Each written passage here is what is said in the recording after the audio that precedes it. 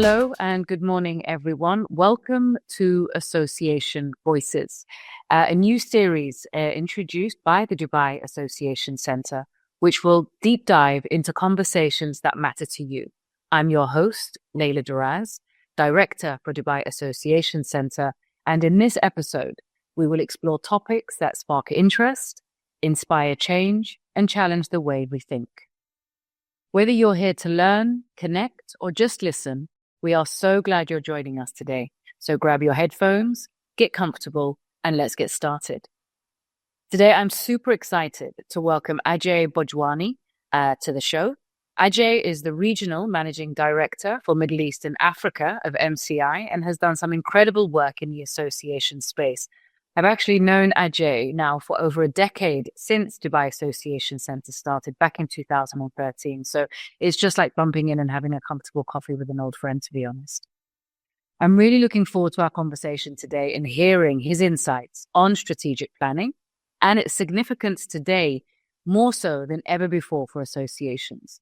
So Ajay, before we get started, why don't you tell us a little bit more about your role with MCI and how you have helped shape the strategy for your organization? All right. Thank you, Leda. Indeed, great to connect this morning. I just can't believe it's been so many years of collaborating and working together around DAC and different kind of aspects around associations. So my role with MCI. So I've been with MCI now for 18 years plus, ever since we started our operation in Dubai and in this region. And associations have always been a critical sector that we've always focused on in terms of collaborating and working with them. And our work with associations generally is split into two parts. One is helping them organize their activities, which includes workshops, trainings, educational activities, conferences, and large conventions. And then the second aspect of working with them has always been around helping international associations coming out of whether it's Asia on the east side or Europe and US or Canada from the west side in expanding into Middle East and Africa as a region. For either activating some of their activities or pushing them forward, or alternatively serving their members. And that's kind of been an instrumental strategy that led us to even working with the government of Dubai when DAC was getting formed in helping advocate and work towards change of legislation and regulation that would help associations actually get licensed, set up in Dubai Association Center and move forward with their business opportunities. Now, on to the fun stuff. So my first question for you today is, how can association leaders ensure that short-term strategies align with their long-term goals? I think to begin with, the biggest aspect of let's start with the long-term goals first, and then we kind of zoom into short-term strategies and how do we align them. I think having a clear definition or a vision and a mission forward is what they need to start with. And a lot of times, while a mission is defined in terms of what the association stands for and what it wants to achieve, the vision around it starts becoming quite blurry as they start getting into more tactical stuff. And I think that's generally the first area to make sure you're defining your vision and mission correctly, what you stand for, what are you trying to achieve for your community, and what are going to be your top priorities and objectives in the next 5-10 years as a long term. Then breaking it down into short-term strategies and aligning them. The way or the process we've always followed them for associations that we work with is very simple. Making sure if education is a priority, as an example, aligning some of your short-term activities, making sure you're addressing the educational needs of your members, whether it's monthly, whether it's quarterly, depending on how much you want to run and how many activities you want to run, are then feeding into your long-term vision of creating that whole education portfolio that you want to be offered to your members. That's one aspect. And similarly, if you zoom down into serving your members, bringing in more members, it's the same thing.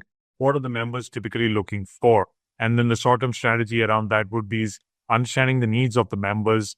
These are typically done through surveys, talking to your members, then addressing them with the right benefits that need to be offered and all right activities that would address the members' requirements and needs, and then putting KPIs and objectives on a quarterly or an annual basis again, so that it can be measured and defined again. And I think and then kind of bringing all of this together would be the resources required. Associations, we all know, are non-for-profit, right? So funding is always a challenge. finances sometimes can be difficult. How do you bring in the resources to achieve some of these short-term actions and objectives, and making sure the path is not kind of gone blurry, or you've not got derailed just because you don't have enough adequate resources, or some of the actions are too broad, which also means it's difficult to execute them as well. Okay, so what are some common mistakes associations make when developing their strategic plans, and how can they avoid them?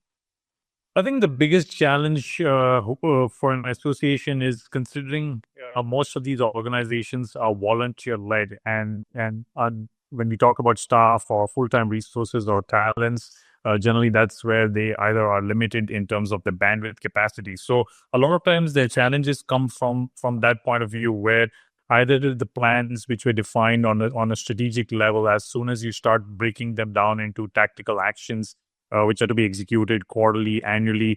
I think either they are too slow in executing some of them, or they are not measured and reevaluated at regular intervals to see if it's all going fine, if it's all on track. And that's kind of when they start getting derailed to begin with.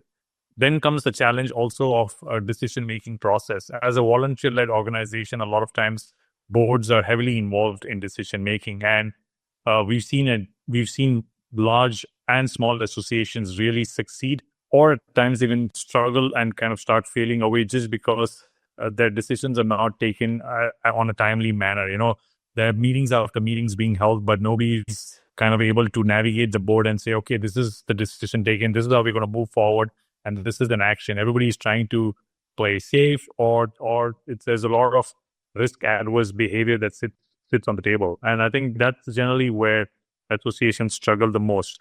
And then something else to keep in mind also is eventually a lot of these actions are coming in based on what the community needs in terms of members, partners, stakeholders. And these needs also are evolving as business is evolving in that industry or in that sector that the association represents. So once a plan is defined and they're executing, like I said, it's a fast moving world today. A year later, a year and a half later, the needs have changed. So there's need to be reevaluation done for the same, so that the new actions can be defined. And a lot of these associations struggle with that as well, where their members' requirements are not being captured on a timely basis, are not getting reevaluated on a timely basis, and they're still executing the plan that was set a few years ago, which kind of starts becoming extinct very quickly, and they need to come up with some new plans very fast as well. So these are some of the challenges that typically we've seen associations face. And the best remedy could be just making sure you're agile, you're fast, you're taking the decisions at the right time, you're listening to your members, and moving forward accordingly.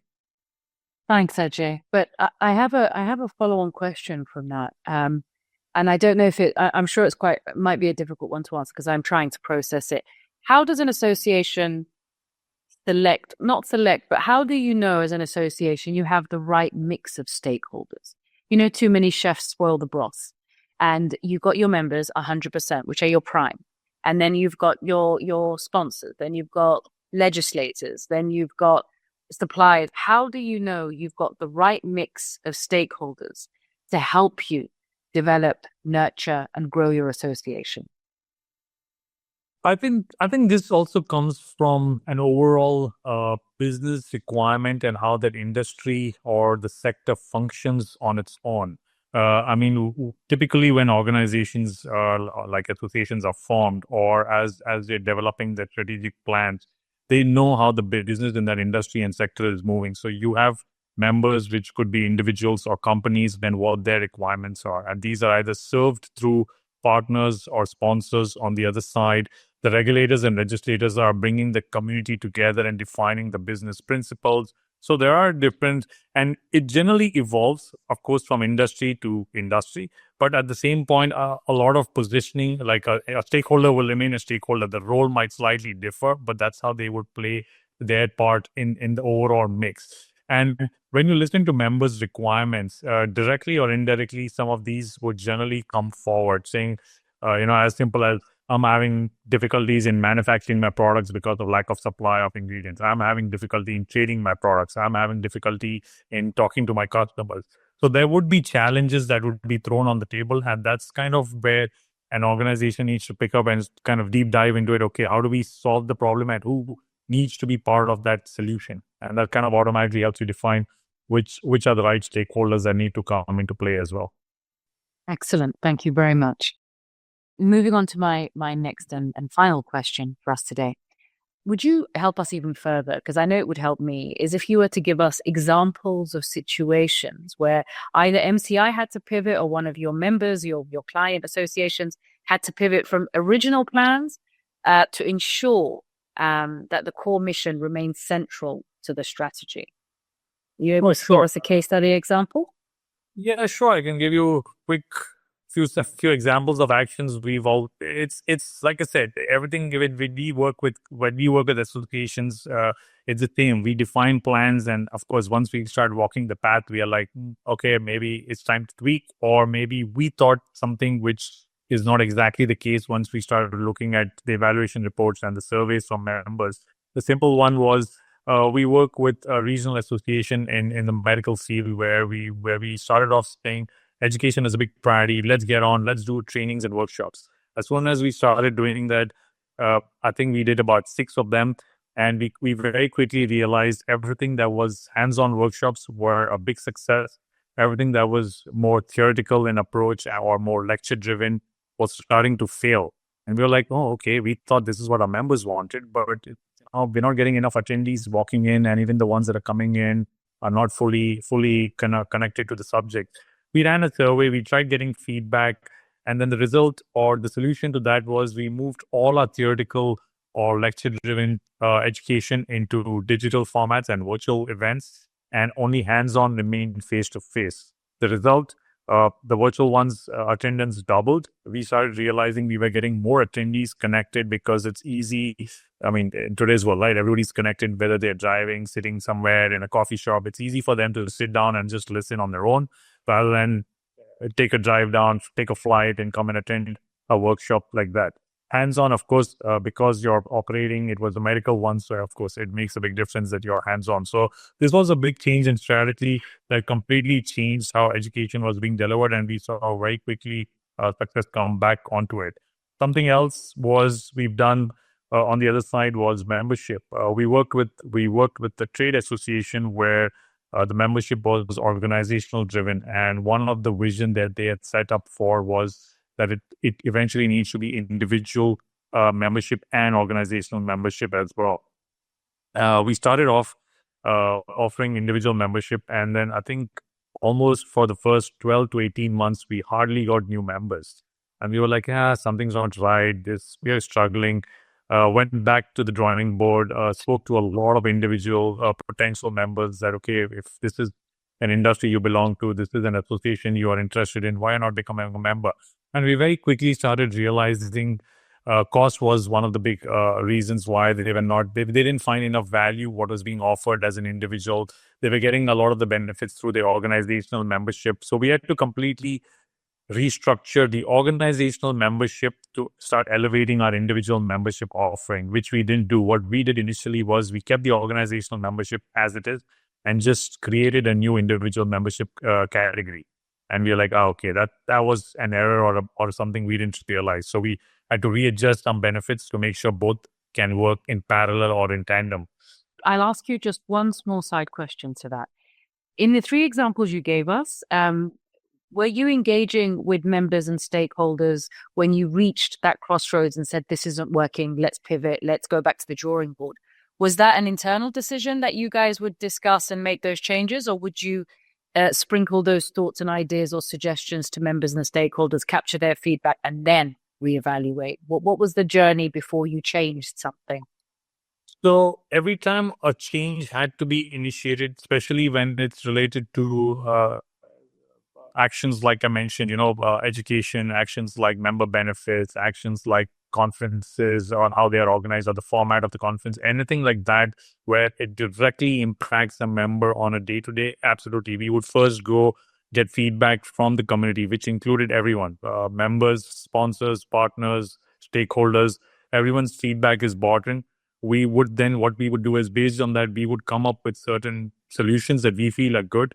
We would then do a second pilot of it, wherein we would not go out to the entire membership or entire partner stakeholder committee, we would pick up the phone, call maybe the top 5, top 10 who we feel we can interact and bounce off the ideas.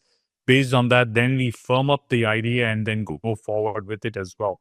Because it's also what you have to realize. Well, it's always going to be hard to satisfy every single one in the room. So you have to be prepared that as long as you can serve the majority and majority is satisfied, that's the way forward. So based on some of those factors, we would then implement an idea. And again, and we've had to do this for example, for conferences where we decided on something based on the full feedback, done a second pilot of it, and we said, okay, let's change it. Once we deployed it, we are like, okay, maybe 60-70% worked, 30% still didn't work. Back to the drawing board for that 30%, change it again for the following year.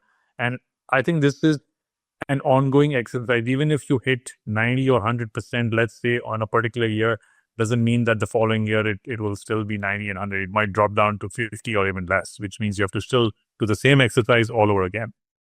Thank you so much, Ajay, for getting involved with our podcast today. Thank you so much for everybody for tuning in to our inaugural podcast. A big thank you to you again, Ajay, for sharing your expertise with us. To all of you listening, we hope you found it valuable and as insightful as we did at Dubai Association Center. And be sure to subscribe so you don't miss out on future episodes. We welcome you to share these interviews with your friends and your peers who you think might benefit from this information. And until next time, take care and stay connected. Thank you.